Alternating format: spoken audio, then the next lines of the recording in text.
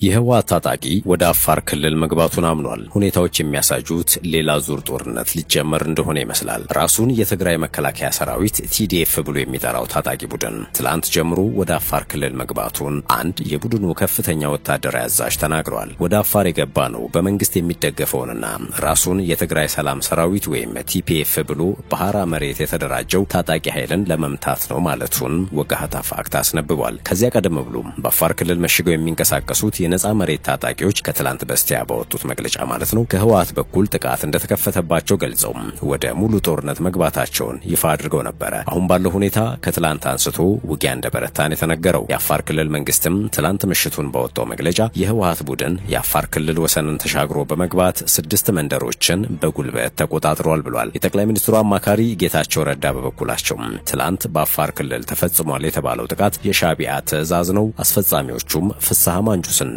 ዮሐንስ መዲድ ናቸው ሲሉ ወንጅለዋል። የአፋር ክልል ሚሊሻዎች ታዲያ ወደ ክልላቸው ሰብረው በገቡ የህወሓት ታጣቂዎች ላይ የመልሶ ማጥቃት መክፈታቸው ተሰምቷል። ሰላም እንዴት አላችሁ የሸገር ታይምስ ቤተሰቦች? በዚህ ጥንቅራችን ህወሓት የአፋር ክልል ወሰንን ተሻግሮ ጦርነት መክፈቱን በተመለከተ የተለያዩ ነጥቦች እናነሳለን። የቲዲኤፍ ከፍተኛ የጦር አዛዥ ጄኔራል ወልደ ጊዮርጊስ ተክላይ ጦራቸው ወደ አፋር ክልል የገባውም TPF የተሰኘውን መቀመጫውን በአፋር ክልል ያደረገውን ሌላኛውን የትግራይ ታጣቂ ቡድን ለመምታት እንደሆነ መናገራቸውን ተከትሎ እየተሰሙ ያሉ መረጃዎችንም እናስቃኛቸዋለን። ከሰሞኑም ጠቅላይ ኤታማዦር ሹሙ ህወሓት ከፕሪቶሪያ ስምምነት በኋላ የፈጸማቸው ትንኮሳዎችና ሴራዎች ወደ ጦርነት ለመግባት ከበቂ በላይ ናቸው በማለት ቡድኑ መነቀል እንዳለበት መናገራቸው አይዘነጋም። የዛሬ ሳምንት ገደማ ደግሞ ህወሓት የኢትዮጵያ መንግስት ሌላ ዙር ጦርነት ለማካሄድ ግልጽ እንቅስቃሴ እያደረገ ነው ማለቱንም እናስታውሳለን።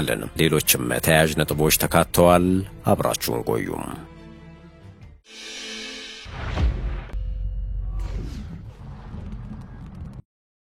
ካሁን በኋላም እናስለቅሳታለን በሚል እየሰሩ ስለሆነ የትግራይ ራሱን ነፃ ማውጣት አለበት። የህወሓት ጉጅሌ ወንጀለኛው ጉጅሌ የትግራይን ህዝብ እጣ ፈንታ መወሰን የለበት። ትግል የጀመራችሁ ትግራይ ሰላም ያስፈልጋታል ብላችሁ ተደራጅታችሁ ተሰባስባችሁ መታገል የጀመራችሁ አላችሁ። በህወሓት መንገድ አንመራም ያላችሁ የትግራይ ወጣቶች አላችሁ። እያለቀሳችሁ ያላችሁ እናቶች አላችሁ። ትግራይ ከዚህ በላይ መሸከም አትችልም። ዛሬም ነገሮች ሊደገሙ ይመስላሉ።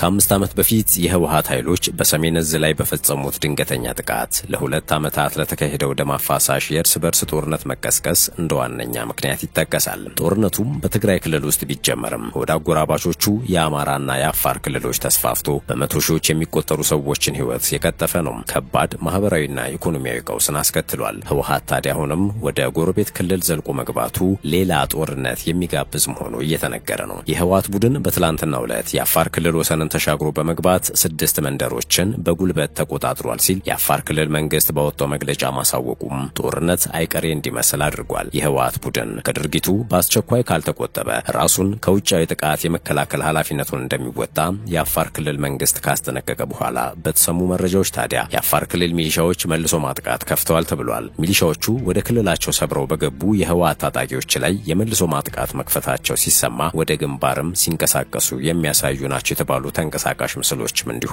በማህበራዊ ሚዲያዎች ላይ መሰራጨታቸው ተነግሯል። የህወሓት ታጣቂዎች ጥቅምት 26 2018 ዓመተ ምህረት የተቆጣጠሯቸውና መጋሌ በምትባል ከተማ ስር የሚገኙ 6 መንደሮች ማለትም ወርአ፣ ኩስ፣ ሰበበራም፣ ዶያ፣ ገደብ ዓለም፣ ካርማ፣ ሚልኪ እንደሚባሉ ነው የተገለጸው። ረቡዕ ጥቅምት 26 2018 ከምሽቱ 1 ሰዓት ገደማ በአፋር አርብቶ አደሮች ላይ የከባድ መሳሪያ ተኩስ ከፍቷል የተባለው ህወሓት በሞርታርና በዙ 23 ድብደባ ተፈጽሞባቸዋል የተባሉት አካባቢዎች በአፋር ክልል ዞን 2 መጋሌ ወረዳም ቶንሳ ቀበሌ የሚገኙ አካባቢዎች መሆናቸውንም ክልሉ ገልጿል። የህወሓት ጠብጫሪ ቡድን በቶንሳ ቀበሌ ላይ ተኩስ በሚከፍትበት ወቅት ሰላም ወዳድ የአፋር ሽማግሌዎች እንዲመለሱ ቢማጸኗቸውም ጉጅሌው ግን አሻፈሬም በማለት ግጭቱን አስከትሏል ሲል የአፋር ክልል በዚሁ መግለጫው ላይ ወንጅሏል። ቶንሳ በተባለ ሌላ አካባቢ በከባድ መሳሪያ የታገዘ ውጊያ ሲደረግ ማምሸቱን ተከትሎ የአፋር የጸጥታ ኃይሎች መንደሩን ከወረሩት የህወሓት ታጣቂዎች ጋር ተኩስ ሊገጥሙ ይችላሉ በሚል ስጋት በርካታ ነዋሪዎች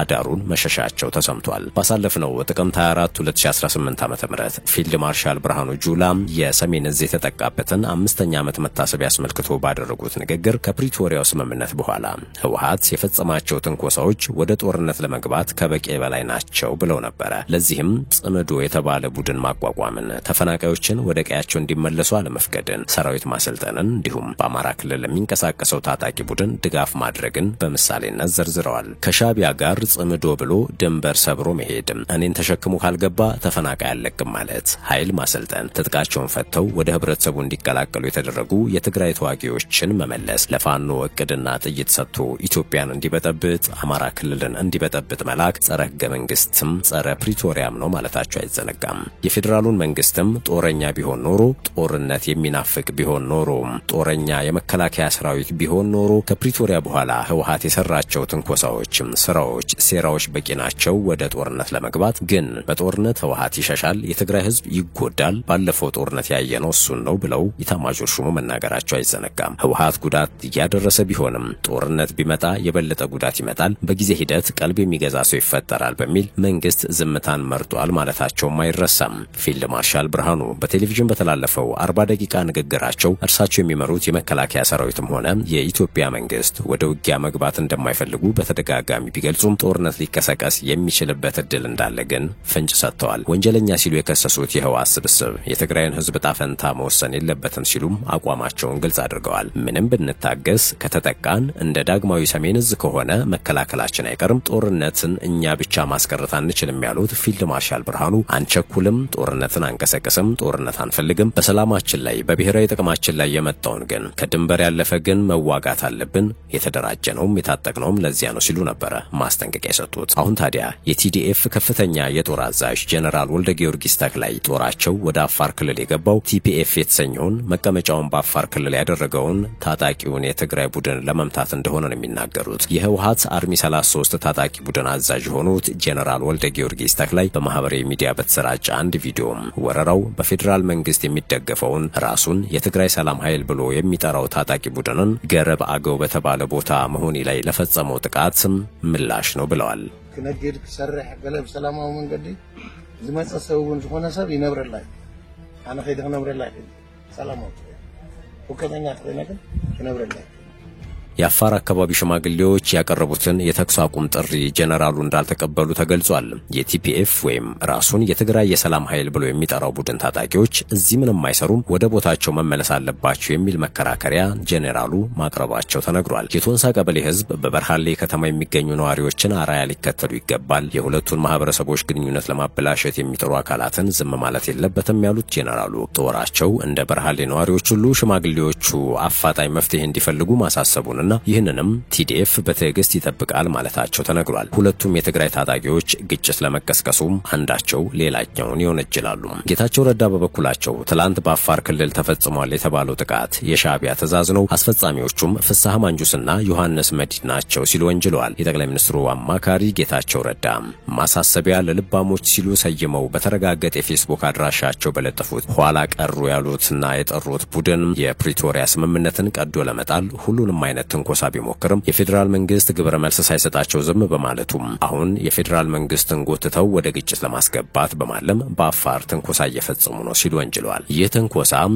እርሳቸው አለቃቸው ሲሉ የጠሩት ሻቢያ ማለት ነው የሰጠው ትዕዛዝ አጀንዳ ነው ይላሉ አማካሪው። ለዚህም ቀዳሚ ተጠያቂዎቹ ፍሳህ ማንጁስና ዮሐንስ መዲድ ናቸው ብለዋል። ይህንንም ሊያቆሙት የሚችሉት ሁለቱ የጦር ጀነራሎች ናቸውም ሲሉ አክለዋል። ኋላ ቀሩ እያሉ የሚጠሩትን ቡድን የአፋርን መንገድ ዘግቶ የአፋር ህዝብን በማነሳሳት እንደ መደራደሪያ መጠቀም የሚል ዓላማ እንዳለው ይታወቃል ሲሉም አክለዋል። የትግራይ መከላከያ ሰራዊትና የትግራይ ሰላም ኃይል ትግራይን ከፌዴራል መንግስት ጋር የሚያጋጭ ምንም አይነት አጀንዳ የላቸውም ያሉት ጌታቸው ስለዚህ የኋላ ቀሩ ቡድንና ሻቢያ መጠቀሚያ ላለመሆን ታገሉ ሲሉ ጥሪ አስተላልፈዋል። የሚረባ አጀንዳ ያለው ሰው በፕሪቶሪያ 3ኛ ዓመት ጥያቄያችን የት ደረሰ ብሎ ይጠይቅ፣ ለጊዜውም ቢሆን የሚያዋጣን እሱ ነው ሲሉ ጽፈዋል። በመጨረሻም አሽከርነት ይብቃችሁ በማለት ጽሑፋቸውን ቋጭተዋል።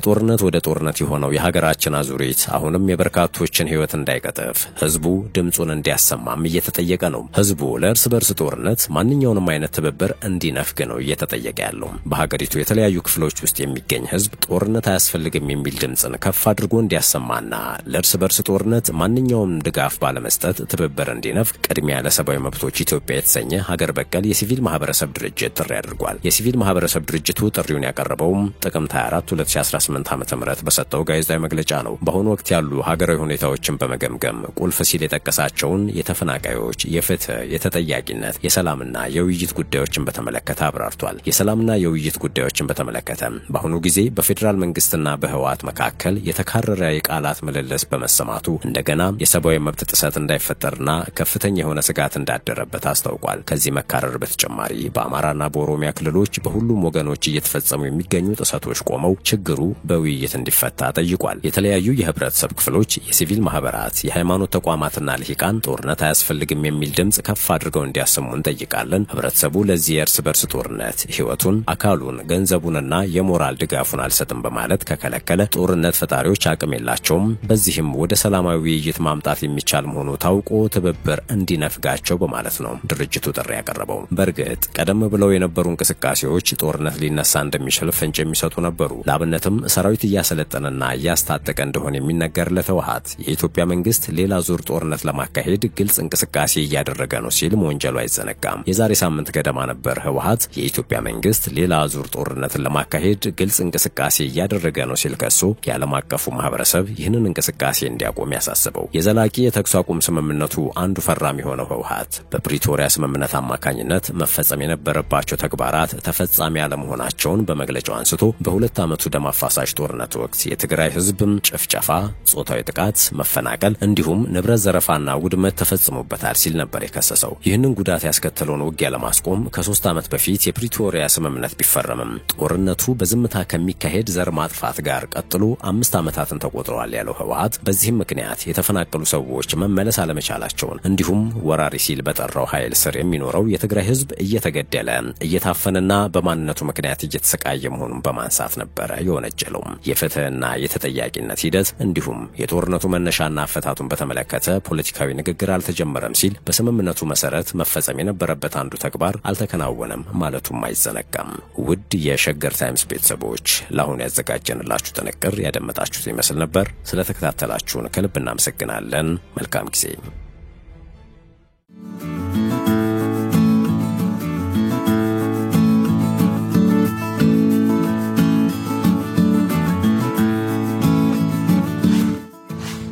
ሸገር ታይምስ ሚዲያን ሰብስክራይብ በማድረግና ደወሉን በመጫን ይከተሉን።